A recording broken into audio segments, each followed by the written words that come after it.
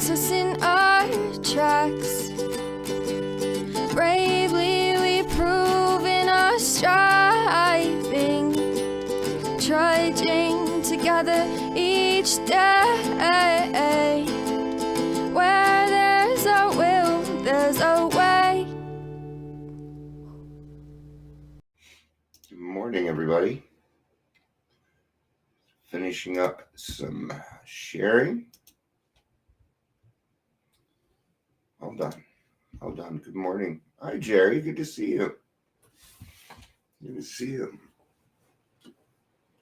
Background looks the same, but I'm in a different office now. It's kind of nice. I like the sun. It's nice to have an office with sun in it. The sun give me vitamin D.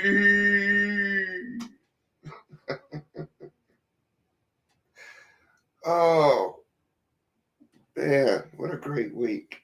It's Friday, right? It's Friday? Yep, it's Friday. Oh, happy Friday. It's good to see you too, Jerry. Today we're going to talk about cultivating faith. So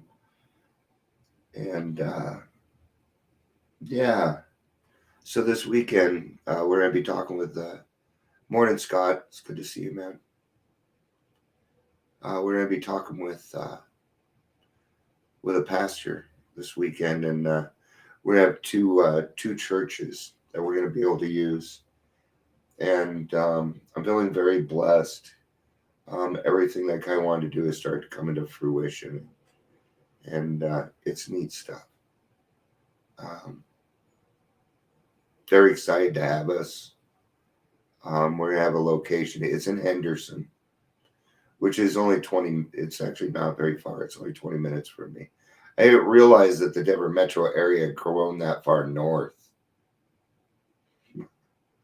And I guess I just didn't go that far for a while, or I didn't notice. Probably didn't notice. So, but God's leading the way of where He wants me to go, and that's part of cultivating faith. Listening to what God is telling you to do. He gave me direction. He said, "Yeah, you got to do this," and I'm doing it. And He takes care of me every single time. There's more people jumping on the website. The podcast is taking off. I mean, for me, it's taking off. So let's do some introductions and get to the reading and stuff. Welcome to the Daily Trudge. My name is Dion. I'm going to be your host today. On Tuesdays, actually, Stacy will be co-hosting with me. And you'll see other hosts coming on to start doing their own brand of the Daily Trudge. And if you're here, please say hello. I don't want people to take over my Daily Trudge. It's mine. But I will help them do their own. I'll let people come in and host and stuff every now and then, sure. But this is kind of my baby, and yeah, something that's mine. I need something like that. So, that's a talking juice. I'm hoping I can get a little something out of this. I don't have a read to go with it. It's from Dr. Bob and the Good Old Timers. The only one that I don't have, it seemed like I had it, but I guess I just do not. Oh man, I need to smoke more.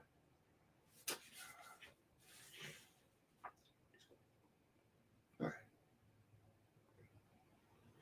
Cultivating faith. I don't think we can do anything very well in this world unless we practice it. And that could go for anything. You want to be a baseball player?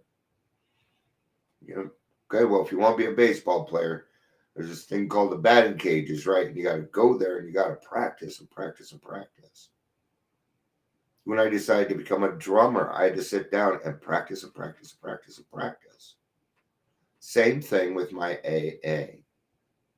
It's the same. It's the same thing. I practice it again and again and again.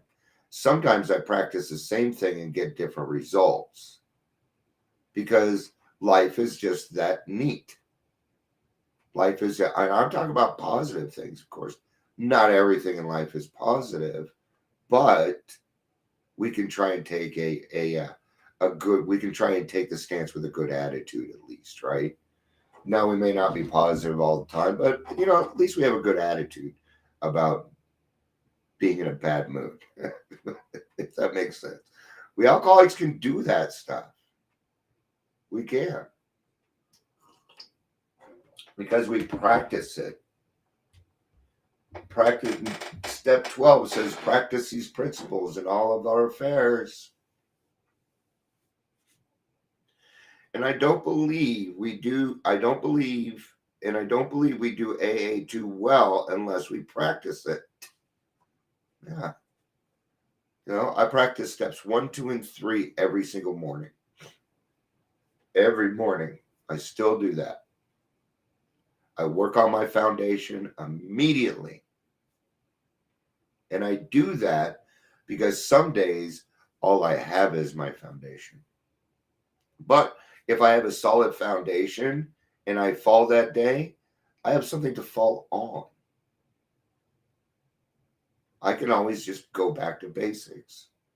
When life gets too confusing, when I start putting too much shit in some of my own thoughts and processes into these problems and they start getting confusing, that is about the time to go back to basics. Because there's something in your life you're not keeping simple. It's very, very simple. That's part of the problem. It's like, well, if this is so simple, why do we have to repeat it? Because it's not easy. Simple doesn't mean easy. Simple means simple.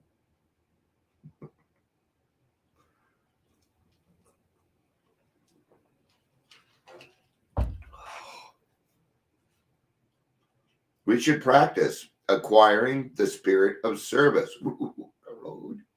This one's speaking right down to me, huh? We should practice acquiring the spirit of service. I love doing service work. Everything that I do is service work. No. 95% of what I do is service work. There are things that I do for myself too. Not everything can be service work. It's not a very balanced life. But most of what I do is service work. I enjoy it. God takes care of me. I don't care a lot about materialistic things. I don't. I don't wake up in the morning going, I need to make money. That doesn't happen to me. Well, it has happened, but it doesn't anymore. Right? It's weird. I'll give you an example. I told my mom, I said, Mom, I'm going to do Mother's Day this year. And, well, I got kind of a big family. I have no fucking way to pay for this. I don't even have a grill. I do now. God gave me $240 to spend on it. Okay. I'd keep some of that for myself. I probably won't. Well, we're not just celebrating mothers. I'm inviting everybody, and we're celebrating all the females in our lives. They're all going to be toted upon. All right? Someone need to go around and buy all these little things, individual things for them. I love hosting.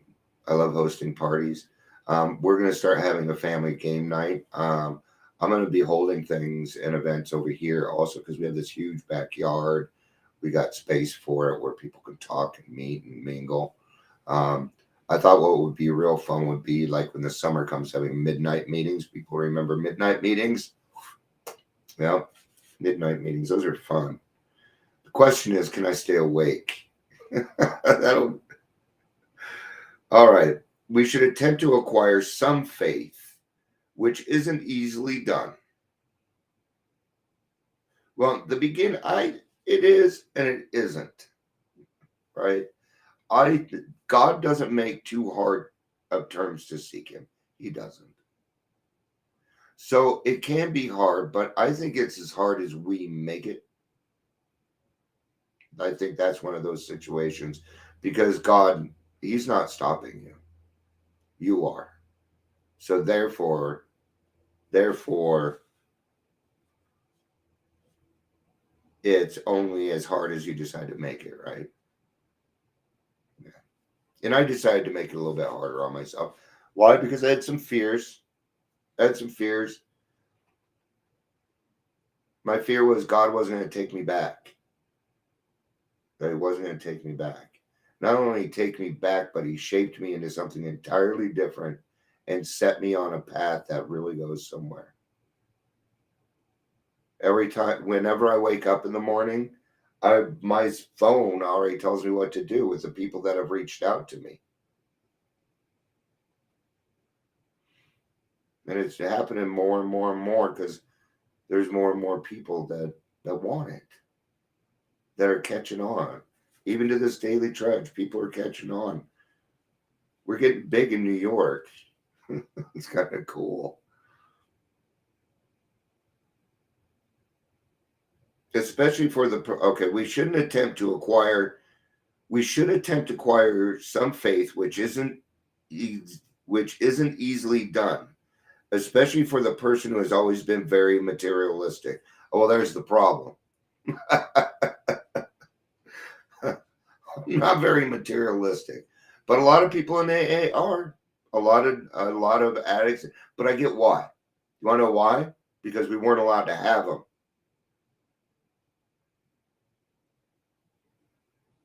Your parents probably didn't let you have that stuff.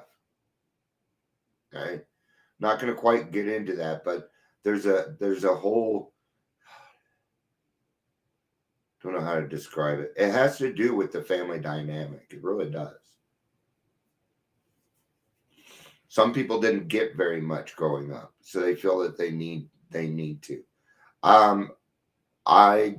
My parents were not rich. We were middle class. But there was always food on the table. We always lived in a nice house. And I have no complaints when it comes to that. I always had what I needed. Even if it was hand-me-downs from my brothers, I still always had what I needed. And we weren't wanting for anything. So I can't complain about that. Until I was 14, they kicked me out, and I didn't have nothing. I had my clothes. They sold the rest of my stuff. They sold it. That kind of hurt because I thought I was coming back home. But they sold my stuff, and that kind of told me that no. But I think faith can be acquired. It can be acquired slowly. It has to be cultivated. That's what I love. I love getting to know people over time, including God. If He would have rushed up on me in my face, I would have ran. I would have just turned and booked it. Because no way. That was not easy for me. Now I get what he's saying. Sometimes the time can be frustrating. It can. And I assume that it is difficult for everyone else. Well, then you're assuming. When you assume, you're making an ass out of yourself. So don't do that, Dr. Bob. It's not necessarily difficult for everyone else. Okay? Dr. Bob had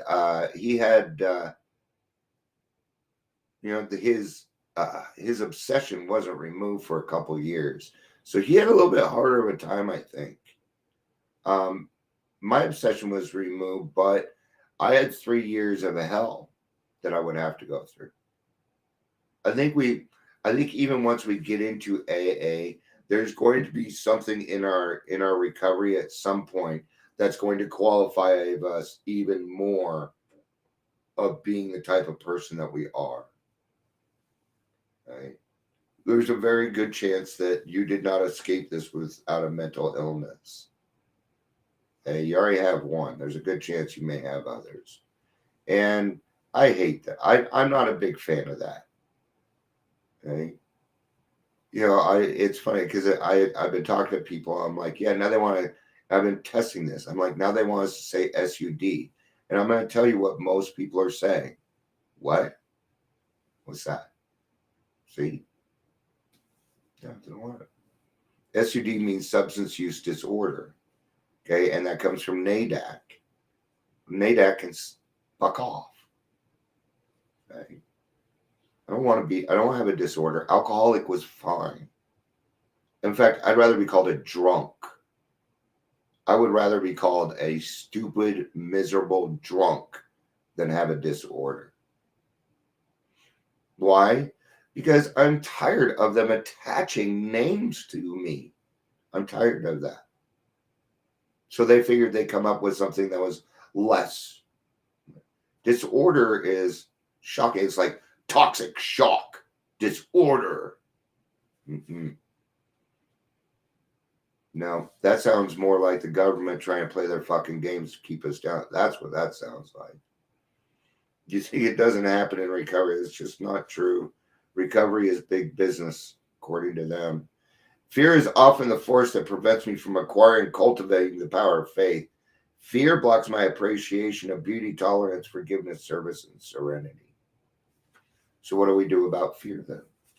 We ask God for help. It's the only way I know how to do it. It's the only way I know. So, all right. Yeah, pretty good talk. Pretty good talk.